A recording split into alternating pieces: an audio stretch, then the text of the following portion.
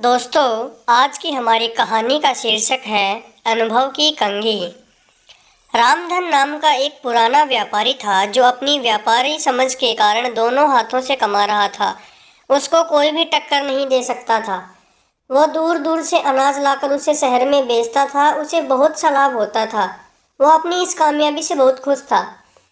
इसलिए उसने सोचा व्यापार बढ़ाना चाहिए और उसने पड़ोसी राज्य में जाकर व्यापार करने की सोची। दूसरे राज्य जाने के रास्ते का मानचित्र देखा गया, जिसमें साफ साफ था कि रास्ते में एक बहुत बड़ा मरुस्थल है। खबरों के अनुसार उस स्थान पर कई लुटेरे भी हैं। लेकिन बूढ़ा व्यापारी कई सपने देख चुका था। उस पर दूसरे राज्य में जाकर धन कमाने की इच्छा प्रबल थी। उसने अपने कई किसान साथियों को लेकर प्रस्थान करने की ठान ली। बैलगाड़ियां तैयार की और उस पर अनाज लादा। इतना सारा माल था जैसे कोई राजा की शाही सवारी हो।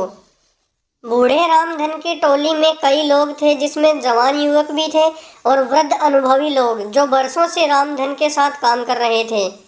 जवानों के अनुसार अगर इस टोली का नेतृत्व कोई नवयुवक करता तो अच्छा होता, क्योंकि यह वृद्ध रामधन तो धीरे धीरे जाएगा और पता नहीं उस मरुस्थल में क्या क्या देखना पड़ेगा। तब कुछ नौजवानों ने मिलकर अपनी अलग टोली बना ली और स्वयं का माल ले जाकर दूसरे राज्य में जाकर व्यापार करने की ठानी। रामधन को उनके चहेते लोगों ने इस बात की सूचना दी। तब रामधन ने कोई गंभीर प्रतिक्रिया नहीं दिखाई। उसने कहा, भाई, सबको अपना फैसला लेने का हक है। अगर वो मेरे इस काम को छोड़कर अपना करना शुरू करना चाहते हैं तो मुझे कोई आपत्ति नहीं है। और भी जो उनके साथ जाना चाहता है जा सकता है। अब दो अलग व्यापारियों की टोली बन चुकी थी, जिसमें एक का नेतृत्व वृद्ध रामधन कर रहे थे और दूसरे का नेतृत्व नवयुवक गणपत कर रहे थे। दोनों की टोली में वृद्ध एवं नौजवान दोनों सवार थे। सफर शुरू हुआ। रामधन और गणपत अपनी अपनी टोली लेकर चल पड़े।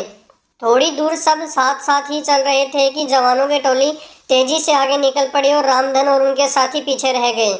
रामधन की टोली के नौजवान इस धीमी गति से बिल्कुल खुश नहीं थे और बार बार रामधन को कोस रहे थे। कहते कि वो नौजवानों की टोली तो कब की नगर की सीमा लांघ चुकी होगी और कुछ ही दिनों में मरुस्थल भी पार कर लेगी और हम सभी इस बूढ़े के कारण भूखे मर जाएंगे। धीरे धीरे रामधन की टोली नगर की सीमा पार करके मरुस्थल के समीप पहुंच जाती है। तब रामधन सभी से कहते हैं, यह मरुस्थल बहुत लंबा है और इसमें दूर दूर तक पानी की एक बूंद भी नहीं मिलेगी, इसलिए जितना हो सके पानी भर लो।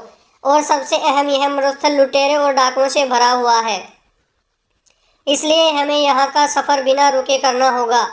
साथ ही हर समय चौकन्ना रहना होगा। उन्हें मरुस्थल के पहले तक बहुत से पानी के गड्ढे मिल जाते हैं, जिससे वे बहुत सारा पानी संग्रह कर लेते हैं। तब उनमें से एक पूछता है कि इस रास्ते में पहले से ही इतने पानी के गड्ढे हैं, हमें एक भी गड्ढा तैयार नहीं करना पड़ा। तब रामधन मूंछों पर ताव देकर बोलते हैं, इसलिए तो मैंने नौजवानों की उस टोली को आगे जाने दिया।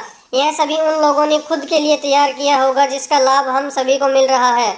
यह सुनकर टोली के विरोधी साथी खिंचवा जाते हैं और अन्य रामधन के अनुभव की प्रशंसा करने लगते हैं। सभी रामधन के कहे अनुसार बंदोबस्त करके और आराम करके आगे बढ़ते हैं। आगे बढ़ते हुए रामधन सभी को आगाह कर देता है कि अब हम सभी मरुस्थल में प्रवेश करने वाले हैं, जहाँ ना तो पानी मिलेगा, ना खाने को फल मिलेगा और ना ही ठहरने का स्थान है। हमें कई दिन भी लग सकते हैं। सभी रामधन की बात में हामी मिलाते हुए उसके पीछे हो लेते हैं। अब वे सभी मरुस्थल में प्रवेश कर चुके थे, जहाँ बहुत ज़्यादा गर्मी थी, जैसे अलावा लिए चल रहे हों। आगे चलते चलते उन्हें सामने से कुछ लोग आते दिखाई देते हैं। वे सभी रामधन को प्रणाम करते हैं और हाल चाल पूछते हैं। उनमें से एक कहता है, आप सभी व्यापारी लगते हो, काफ़ी दूर से चले आ रहे हो। अगर कोई सेवा का अवसर देंगे तो हम सभी तत्पर हैं। उसकी बातें सुनकर रामधन हाथ जोड़कर कह देता है कि भाई, हम सभी भले चंगे हैं, तुम्हारा धन्यवाद जो तुम सभी ने इतना सोचा। और वे अपने साथियों को लेकर आगे बढ़ जाते हैं। आगे बढ़ते ही टोली के कुछ नवयुवक फिर से रामधन को कोसने लगते हैं कि जब वे लोग हमारी सहायता कर रहे हैं तो इस वृद्ध रामधन को क्या परेशानी है। कुछ दूर चलने के बाद फिर से कुछ लोग सामने से आते दिखाई देते हैं, जिनके वस्त्र गीले थे, और वे रामधन और उनके साथियों को कहते हैं कि आप सभी राहगीर लगते हो और इस मरुस्थल के सफ़र से थके लग रहे हो। अगर आप चाहो तो हम आपको पास के एक जंगल में ले चलते हैं, जहाँ बहुत पानी और खाने को फल हैं। साथ ही अभी वहाँ पर तेज़ बारिश भी हो रही है, उसे में हम सभी भीग गए थे। अगर आप सभी चाहें तो अपना सारा पानी फेंक कर जंगल से नया पानी भर लें और पेट भर खाकर आराम कर लें। लेकिन रामधन साफ ना बोलकर अपने साथियों से जल्दी चलने के लिए कह देते हैं। अब टोली के कई नौजवानों को रामधन पर बहुत गुस्सा आता है और वे उसके समीप आकर अपना सारा गुस्सा निकाल देते हैं और आजमाते हैं कि क्यों वे उन भले लोगों की बात नहीं सुन रहे हैं और क्यों हम सभी पर जुल्म कर रहे हैं।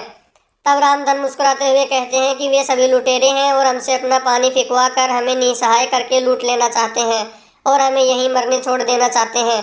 तब वे नवयुवक गुस्से में दांत पीसते हुए कहते हैं कि सेठ जी, तुम्हें ऐसा क्यों लगता है। तब रामधन कहते हैं कि तुम खुद देखो, इस मरुस्थल में कितनी गर्मी है। क्या यहाँ आसपास कोई जंगल हो भी सकता है। यहाँ की भूमि इतनी सूखी है कि दूर दूर तक बारिश न होने का संकेत देती है। यहाँ एक परिंदे का घोंसला तक नहीं तो फल फूल कैसे हो सकते हैं।